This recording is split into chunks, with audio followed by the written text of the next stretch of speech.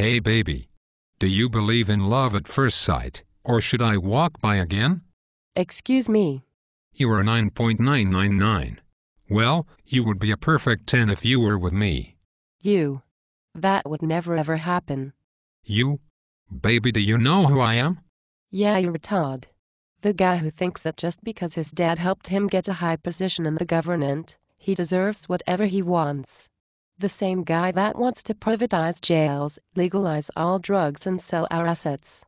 Yup, that's me. But from the way you said that, it sounds like you don't agree with my beliefs. Well duh. Well, that's okay. With a face like yours I can ignore a few flaws. You disgust me. You are only interested in yourself and the views that only revolve around money.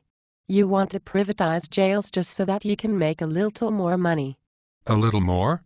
Companies are willing to pay $100,000 to run one of our prisons. You see what I mean? You're only interested in the money. You do not care to even consider that private companies might not be able to handle the country's most hardened criminals. Look at Arizona.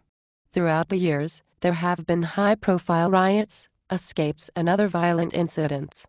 The companies also do not generally provide the same wages and benefits as states, which has resulted in resistance from unions and concerns that the private facilities attract less qualified workers. I don't think you heard me. 100,000 per prison. You are an idiot. On top of that, you want to legalize all drugs. Why would you want to have communities in which the streets are filled with crackheads? I know you don't have a child, but if you did, would you really want them to live in an area in which on their way to school they can see people injecting themselves or smoking marijuana? After you and I have a kid we can discuss that. Ha ha. But on a more serious note, one of my buddies who is a senior Harvard economist estimates that we spend $44 billion a year fighting the war on drugs. He says that if they were legal, governments would realize about $33 billion a year in tax revenue. That's a net swing of $77 billion.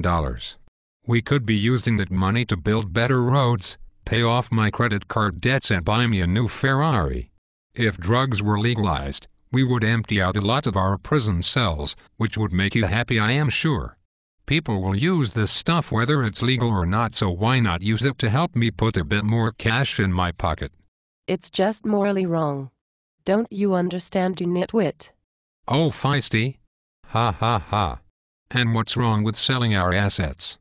Nothing except for the fact that our assets give us a consistent income. If we sell them we'll make some money, but then next year we'll make nothing. Well, next year is not promised. We have to make the most of our days. And nights, if you know what I mean. That's it. I am going to have you charged with sexual harassment. There is no way that I can work with someone who values nothing but money and is always making inappropriate comments. But I love you. What the heck?